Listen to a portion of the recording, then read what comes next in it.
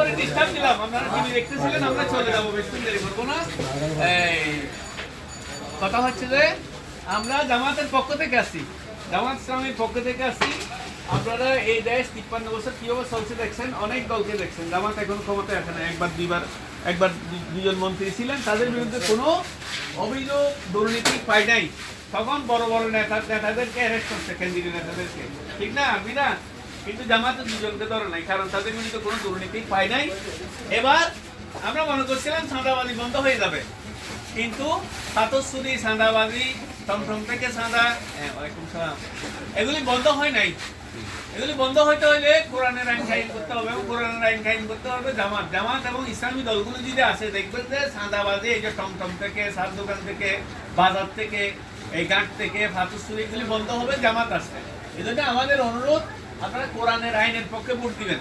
আমরা এই কাজ করি, এই কাজ করা ফরজ। আল্লাহর কোরআনের আইন ছাড়া এই দেশ থেকে দুর্নীতি বন্ধ হবে না।